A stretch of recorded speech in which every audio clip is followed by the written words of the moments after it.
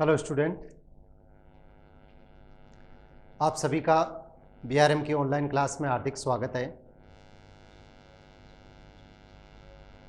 जैसा कि आप लोगों को पता है कि बीआरएम स्कूल के द्वारा नियमित रूप से ऑनलाइन क्लासें हैं वो चल रही है, इसलिए आप लोग भी नियमित रूप से इन ऑनलाइन क्लासेज का लाभ उठाएं। आज की क्लास 10th विज्ञान, क्लास 10th विज्ञान जिसका पार्ट कौन सा चल रहा है, तीसरा है, और इसके अंदर अध्याय है वो कौन सा चल रहा है, 9वां चल रहा है, जिसका नाम है प्रकाश। ठीक है, देखो 10वीं क्लास से में साइंस की ये क्लास है जिसमें अपने अध्याय चल रहा है 9वां, और उस 9वें अध्याय का पार्ट कौन सा है, तीसरा है। ठीक है, इसके अंदर देखो हम अध्ययन करते हैं। हम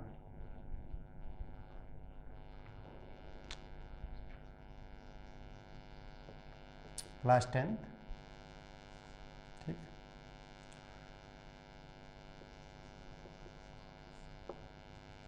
नौवां और पार्ट 3। इससे पहले की जो क्लासें थी उसमें हमने सबसे पहले प्रकाश के परावर्तन और उसके प्रकार हैं उनके बारे में पढ़ा था। सेकंड क्लास में हमने ये पढ़ा कि दर्पण क्या होता है और दर्पण की कुछ परिभाषाएं हैं वो हमने पढ़ी। आज हम क्या पढ़ेंगे कि गोलीय दर्पण द्वारा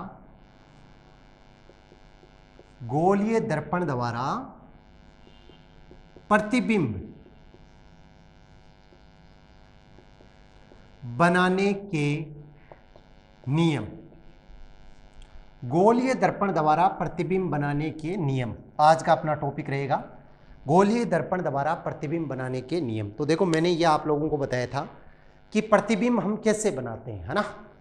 तो प्रतिबिंब हम कैसे बनाते हैं, जैसे मान लो कि हम किसी वस्तु को देखते हैं, यदि अंधेरा है तो वहाँ पे हमें वस्तु नहीं दिखाई देगी, और प्रकाश है तो वहाँ पे हम वस्तु को अच्छी तरह से देख सकते हैं। उसका यही कारण है कि अंधेरे में प्रतिबिंब नहीं बनेगा, और जैसे ही प्रकाश हुआ तो उसका प्रतिबिंब बन गया।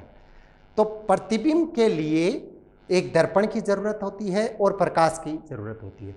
यदि ये दोनों होंगे तब क्या होगा कि प्रतिबिंब है वो आराम से या अच्छी तरह से बन जाएगा।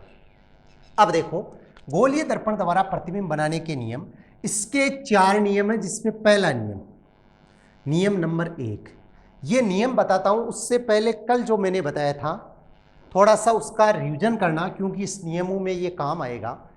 कल मैंने अवतल दर्पण और उत्तल दर्पण उसकी कुछ परिभाषाएं बताई थी। अवतल दर्पण और उत्तल दर्पण है उसकी कुछ परिभाषाएं मैंने कल बताई थी। तो आप लोग उन परिभाषाओं को दोबारा देखना कि जैसे मान लो कि कल की क्लास के अंदर हमने क्या देखा था कि ये है कौन सा दर्पण हो गया, अवतल हो गया, अवतल दर्पण कौन सा हो गया, अवतल दर्पण हो गया। और ये हम बना रहे हैं, ये कौन सा हो गया, उत्तल दर्पण हो गया, उत्तल दर्पण हो गया। ठीक है, ये तो हो गया अवतल दर्पण, और ये कौन सा हो गया, उत्तल दर्पण हो गया। इसमें हमने कुछ परिभाषाएं पढ़ी थी। कौन कौन सी पढ़ी थी कि ये तो क्या होता है, P होता है, ठीक है, यहाँ पे क्या होता है, C होता है, ये जो रेखा मिलाती है उसको हम क्या बोलते हैं, मुख्य अक्ष बोलते हैं, और यहाँ पे क्या होता है, P होता है, सॉरी F होता है। देखो हम जितने भी प्रतिबिंब बनाते हैं उसके अंदर ये संरचना आपको याद रखनी है। ठीक है, P, F और C। C क्या होता है, वक्रता केंद्र होता है, ये हमने पढ़ा है कि C क्या होता है, वक्रता केंद्र होता है। P क्या होता है, ध्रुव होता है, और F क्या होता है, मुख्य फोकस। F क्या होता है, मुख्य फोकस होता है। इसी प्रकार जैसे इधर है, ठीक है, तो यहां पे क्या होता है, P होता है, यहां पे F होता है, और यहां पे क्या होता है, C होता है। बाकी परिभाषा है वो मैंने पहले ही बता दी है। आप लोग अवतल दर्पण हो चाहे उत्तल दर्पण हो, उसमें ये बातें अपने को याद रखनी बहुत ज़्यादा जरूरी है। ठीक है, देखो कंप्लीट इस पूरे अध्याय के अंदर ये बातें काम आएगी, कंप्लीट पूर्ण रूप से सभी के लिए ये काम आने वाली चीज़ें हैं। ठीक है, इसलिए देखो जैसे CPF, ठीक है, C वक्रता केंद्र, F मुख्य फोकस और P क्या हुआ, ध्रुव, ध्रुव मुख्य फोकस और वक्रता केंद्र। ठीक है, तो ये अपने को याद रखना है। अब हम क्या पढ़ते हैं कि पहला नियम पढ़ते हैं, नियम नंबर 1। नियम नंबर 1 किसका नियम पढ़ रहे हैं हम, गोलीय दर्पण द्वारा प्रतिबिंब बनाने के नियम। तो आज की क्लास में अपने सबसे पहले हेडिंग कौन सी लगानी है, गोलीय दर्पण द्वारा प्रतिबिंब बनाने के नियम। ये तो क्या लगानी है, अपने को हेडिंग लगानी है आज की क्लास में। ठीक है, ये हेडिंग हो गई। अब अपने को पहला नियम है, तो पहला नियम देखो क्या होता है। पहला नियम ये होता है कि यदि कोई प्रकाश की किरण सीधी आके टकराती है तो हमेशा किधर से गुजरती है, मुख्य फोकस से गुजरती है। ठीक है, तो इसके अंदर देखो जैसे मान लो ये प्रकाश की किरण सीधी आके टकराएगी तो ये मुख्य फोकस से गुजरेगी। ठीक है, इसमें क्या होता है, यदि मान लो ये प्रकाश की किरण सीधी आके टकराएगी तो ये अपसरित होगी, ये सीधी आके टकराएगी, ये ऊपर चली जाएगी। देखो एक तो क्या होता है गुजरना, जैसे ये इसके अंदर से गुजर रही है, एक तो क्या हो रहा है इसके अंदर से गुजर रही है, एक जैसे डैश डैश लगा हुआ है तो ये हम क्या बोलते हैं, अपसरित। अपसरित का अर्थ क्या होता है कि आती हुई प्रतीत हो रही है। अपसरित का मतलब क्या होता है कि इस प्रकार से आती हुई प्रतीति हो रही है, तो वो क्या होता है, क्या कहलाता है, अपसरित कहलाता है। ठीक है, तो पहला नियम, नियम नंबर 1 क्या होता है कि अवतल दर्पण में, जैसे इसके अंदर लिखना क्या अपने को कि अवतल, पहले ये अवतल है उसके बाद में उत्तल लिखेंगे, तो इसके अंदर आप पहले लिखो, नोट करो, समझ में आ गया होगा कि अवतल दर्पण जब प्रकाश की किरण सीधी आके टकराएगी तो मुख्य फोकस से गुजरेगी, जब प्रकाश की किरण उत्तल में सीधी आके टकराएगी तो मुख्य फोकस पर अपसरित होगी। तो इसके अंदर नोट करो आप लोग, पहले नियम नंबर 1 कि अवतल दर्पण में जब कोई प्रकाश की किरण, अवतल दर्पण में जब कोई प्रकाश की किरण मुख्य अक्ष के, ये मुख्य अक्ष है ना, अवतल दर्पण में जब कोई प्रकाश की किरण मुख्य अक्ष के समांतर आपतित होती है, मुख्य अक्ष के समांतर आपतित होती है तो परावर्तन के पश्चात वह मुख्य फोकस से गुजरेगी। ये तो हो गया पहला नियम अवतल दर्पण का। ठीक है, ये साथ में लिखना है अपने को। उसके बाद में उत्तल दर्पण में जब कोई प्रकाश की किरण मुख्य अक्ष के समांतर आपतित होती है तो परावर्तन के पश्चात मुख्य फोकस पर अपसरित होगी। उसके बाद में दोनों चित्र बनाने, दोबारा बता देता हूं एक बार किस प्रकार से लिखना है। और देखो जब हम प्रतिबिंब बनाएंगे तो प्रतिबिंब हम तभी बना पाएंगे जब हमें कंप्लीट रूप से ये याद होगा। यदि मान लो ये हमें याद नहीं है तो हम प्रतिबिंब नहीं बना पाएंगे। इसलिए ये नियम है, ये नियम अपने को याद रखना बहुत ज़्यादा ज़रूरी है। ठीक है, नियम है वो अपने को याद रखना बहुत ही ज़्यादा ज़रूरी है।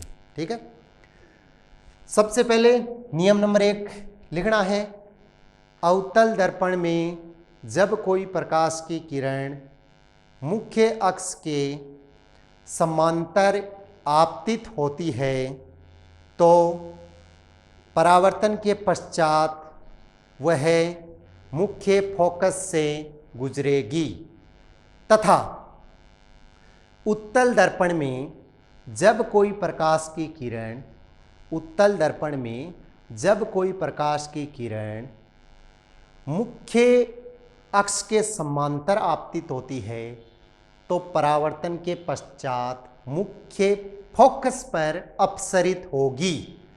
लिख लिया।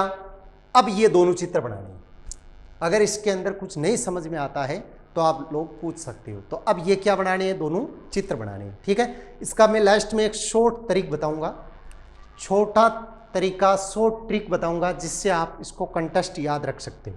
ठीक है, तो ये हो गया पहला नियम। अब है अपने नियम नंबर 2।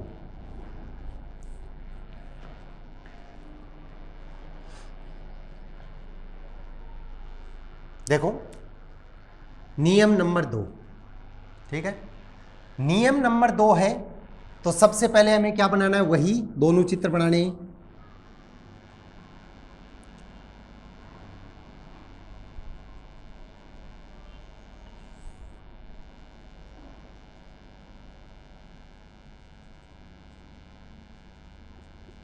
ठीक है, बन गया। इधर बना दो उत्तल,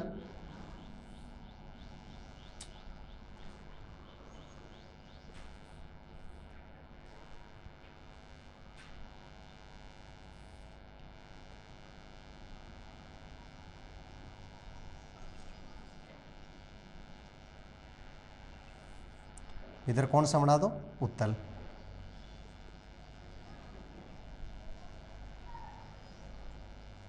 ठीक है, ये कौन सा बन गया, उत्तल बन गया।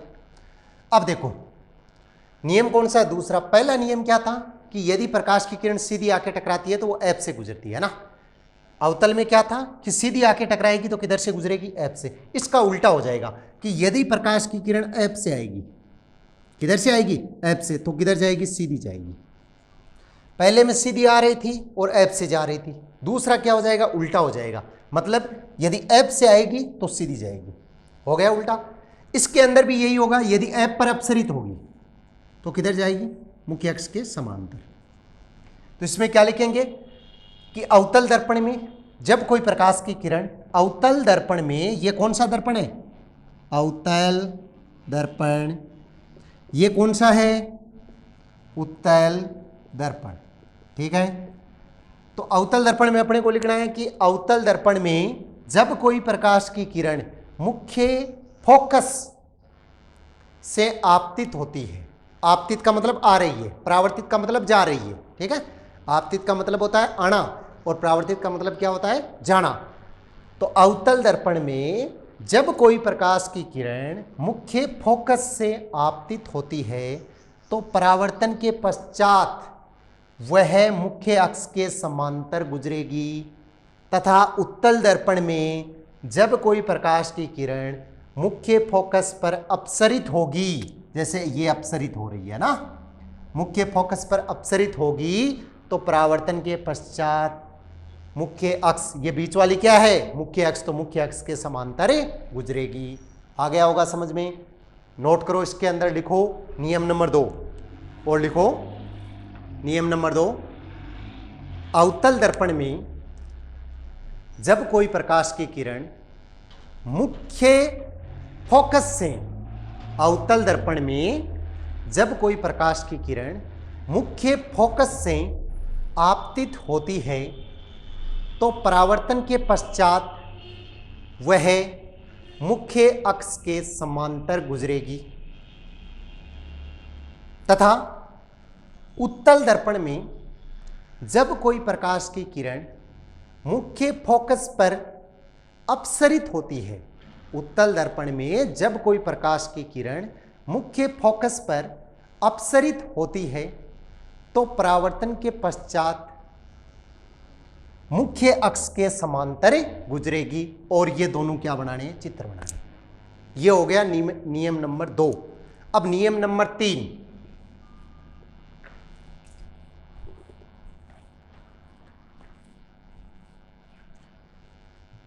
नियम नंबर 3,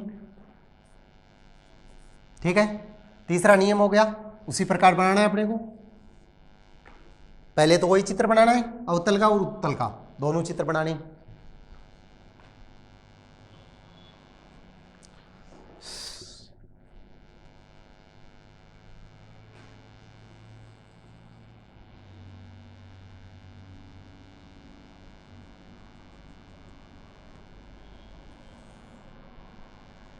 पी, सी और एफ।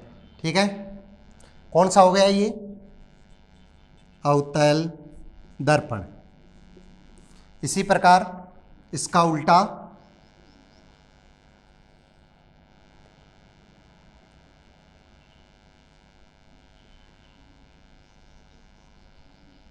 ये हो गया पी एफ और सी, ठीक है। ये कौन सा हो गया, उत्तल दर्पण। देखो साथ में याद रखना, पहला नियम, जब प्रकाश की किरण सीधी आके टकराती है तो ऐप से गुजरती है, दूसरा जब ऐप से जाती है तो सीधी जाती है। अब तीसरा देखो, सीधी आ गई, ऐप से आ गई, अब क्या है, सी। तो जब प्रकाश की किरण वक्रता केंद्र से गुजरती है, ठीक है, ये वक्रता केंद्र से गुजरती है तो अपने पथ पर वापस लौट जाती है, मतलब जिस रास्ते से वो प्रकाश की किरण आती है उसी रास्ते से वापस चली जाती है। कहने का मतलब जिससे वो प्रकाश की किरण आएगी उसी रास्ते से वापस से लौट जाएगी।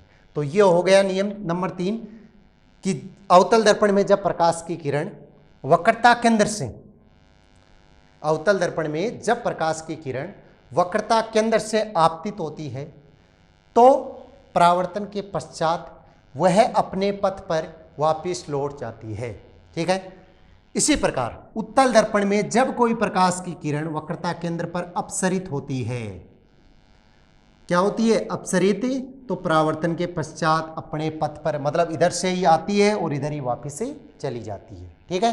तो देखो इसके अंदर किस प्रकार से लिखना है, नियम नंबर 3, अवतल दर्पण में, ये लिखना स्टार्ट कर देना कि अवतल दर्पण में जब कोई प्रकाश की किरण वक्रता केंद्र से आपतित होती है, अवतल दर्पण में जब कोई प्रकाश की किरण वक्रता केंद्र से आपतित होती है तो परावर्तन के पश्चात वह अपने पथ पर, परावर्तन के पश्चात वह अपने पथ पर वापस लौट जाती है, ठीक है।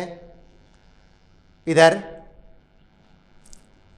तथा उत्तल दर्पण में जब प्रकाश की किरण वक्रता केंद्र पर आपतित होती है,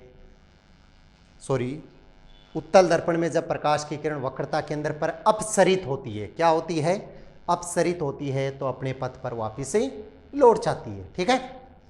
उसके बाद में चित्र बनाने, लिखना कैसे है दोबारा सुन लेना एक बार कि अवतल दर्पण में जब कोई प्रकाश की किरण वक्रता केंद्र से आपतित होती है तो परावर्तन के पश्चात वह अपने पथ पर वापस लौट जाती है, तथा उत्तल दर्पण में जब कोई प्रकाश की किरण वक्रता केंद्र पर अपसरित होती है तो वह परावर्तन के पश्चात अपने पथ पर वापस लौट जाती है। उसके बाद में अपने को क्या करना है, दोनों चित्र बनाना है, ठीक है। अब देखो आगे नियम नंबर 4 पढ़ेंगे हम।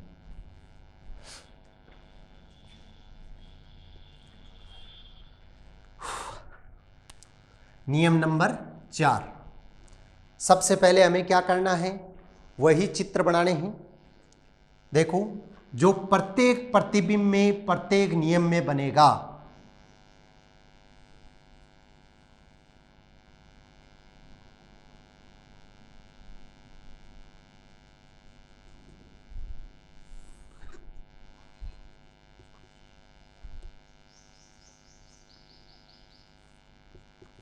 ठीक है।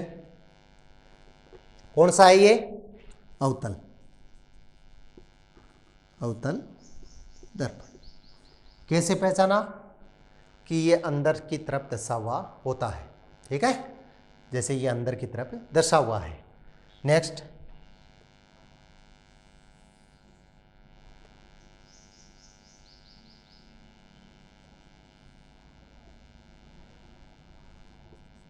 उत्तल दर्पण,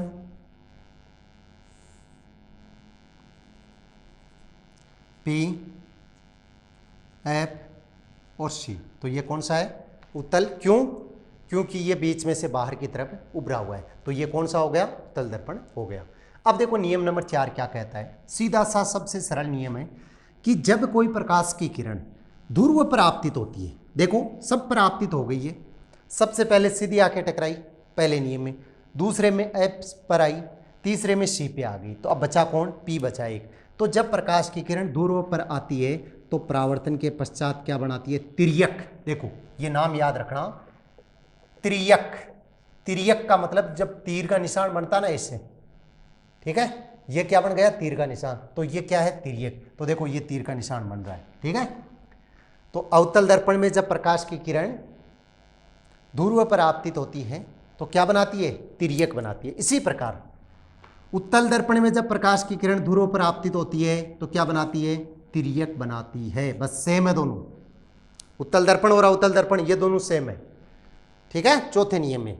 तो इसके अंदर अपने को लिखना क्या है कि अवतल दर्पण में जब कोई प्रकाश की किरण, अवतल दर्पण में जब कोई प्रकाश की किरण ध्रुव पर आपतित होती है, देखो ये एक में लिख के बता देता हूं, है ना, कि अवतल दर्पण में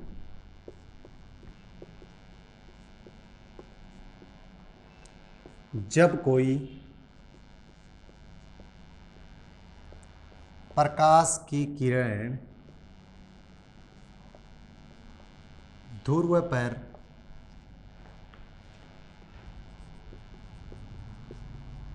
आपतित होती है तो वह तिर्यक बनाती है तथा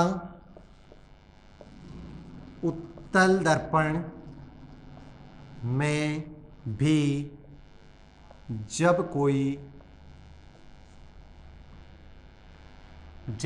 प्रकाश की किरण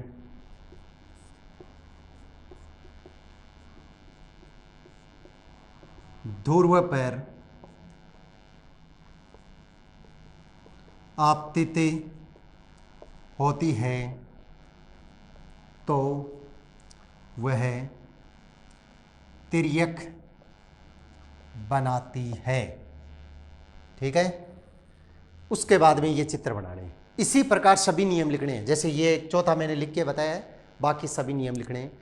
अब ये तो हो गए देखो गोलीय दर्पण द्वारा प्रतिबिंब बनाने के नियम। अब इनको मैं सीधा और शॉर्ट में याद करवाता हूँ, चारों नियमों को देखो, शॉर्ट में देखना कि किस प्रकार से इन चारों नियमों को अपने को याद करना है।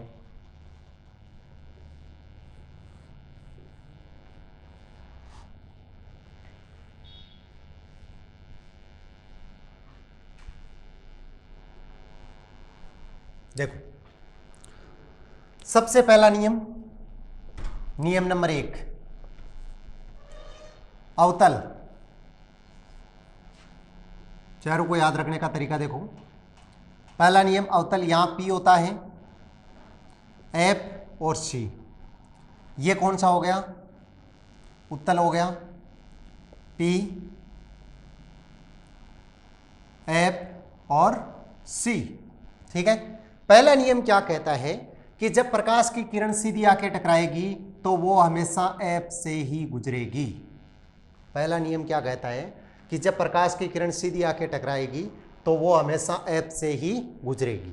दूसरा नियम क्या कहता है, इसी का उत्तल में ही, कि जब प्रकाश की किरण क्या होगी, एफ पर क्या होगी, सॉरी एक मिनट, जब प्रकाश की किरण एफ से सीधी आएगी तो एफ पर अपसरित होगी, ठीक है। पहला नियम यह कहता है कि जब सीधी आएगी तो एफ से जाएगी। नियम नंबर 2 क्या कहता है, नियम नंबर 2 कहता है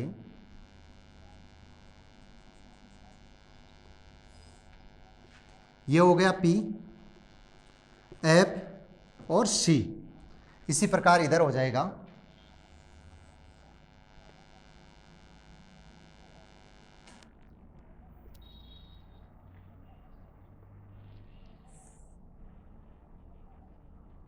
ये हो गया पी एफ और ये हो गया सी, ठीक है।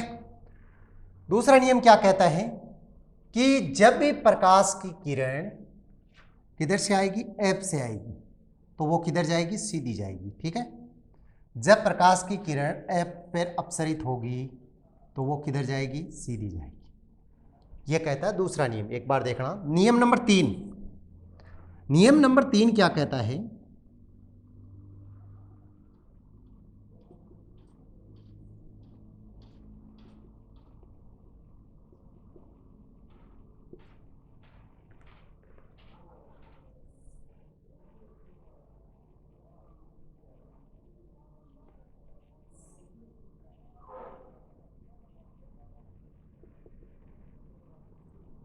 देखो नियम नंबर 3 क्या कहता है कि जब प्रकाश की किरण सी से आएगी तो अपने पथ पर वापस लौट जाएगी, ठीक है। जब प्रकाश की किरण सी पर अपसरित होगी तो वो अपने पथ पर वापस लौट जाएगी। और लास्ट चौथा नियम क्या कहता है,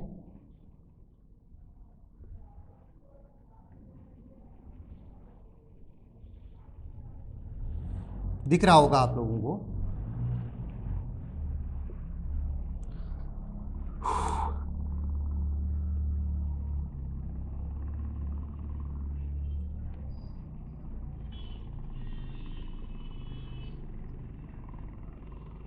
देखो चौथा नियम क्या कहता है कि जब प्रकाश की किरण किधर से आएगी, पी पर आपतित होगी। जब प्रकाश की किरण पी पर आएगी तो तिर्यक बनाएगी, इसमें भी पी पे आएगी तो क्या बनाएगी, तिर्यक, ठीक है। तो अब देखो इसको याद रखने का शॉर्ट और सीधा तरीका बताता हूं कि नियम नंबर 1, जब प्रकाश की किरण सीधी आती है तो एफ से गुजरती है। नियम नंबर 2, जब प्रकाश की किरण एफ से आएगी तो सीधी जाएगी, ठीक है। सीधा याद रखो। देखो कुछ बातें अपने को याद रखनी है। पी क्या होता है, ध्रुव होता है। सी क्या होता है, वक्रता केंद्र होता है। और एफ क्या होता है, मुख्य फोकस होता है। ये तो अपने को याद रखना है, ये बातें तो, ठीक है। क्या याद रखनी है, पी ध्रुव होता है, सी वक्रता केंद्र होता है और एफ क्या होता है, मुख्य फोकस होता है, ठीक है। अब देखो नियम कैसे याद रखना है। पहला नियम, सीधी आके टकराएगी एफ से जाएगी। दूसरा, एफ से आएगी सीधी आएगी। ये दोनों उल्टे हैं आपस में, ठीक है, ये दोनों एक दूसरे का उल्टा है। तीसरा, सी से आएगी वापिस अपने पथ पे जाएगी। चौथे में तिर्यक बनाएगी। 4 बातें याद रख लो। पहली बात, जब प्रकाश की किरण सीधी आएगी तो एफ से जाएगी। जब प्रकाश की किरण सीधी आएगी तो एफ से जाएगी। दूसरा, एफ से आएगी तो सीधी जाएगी। सीधी आएगी तो एफ से जाएगी, एफ से आएगी तो सीधी जाएगी। तीसरा, सी से आएगी तो वापस अपने पथ पे लौट जाएगी, मतलब जिधर से आई है उधर ही जाएगी वापस। और चौथे में क्या बनाती है, तिर्यक। ये 4 बातें अपने को कंप्लीट याद रखनी है, सही तरीके से याद रखनी है।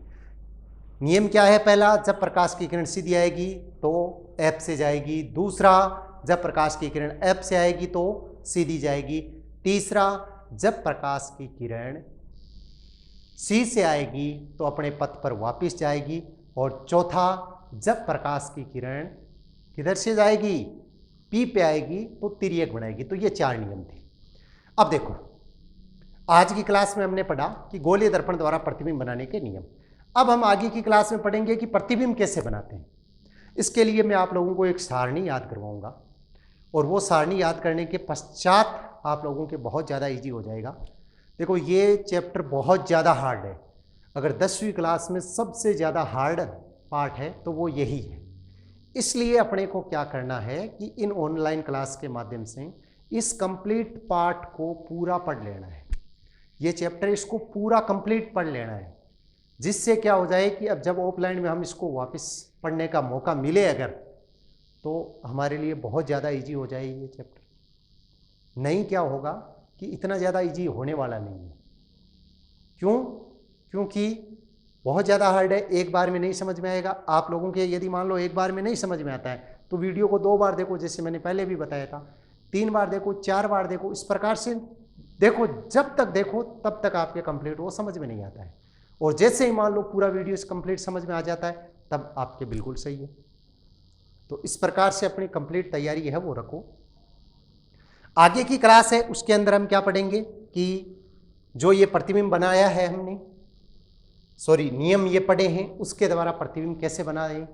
अब एक बात आप लोगों को मैं ये बता देता हूँ कि आप लोग ज़्यादा से ज़्यादा अपने जो सहपाठी हैं उनको बताएं कि ऑनलाइन क्लास चालू है, तो आप ऑनलाइन क्लास में जुड़े ज़्यादा से ज़्यादा और उन ऑनलाइन क्लास का ज़्यादा से ज़्यादा लाभ उठाएं।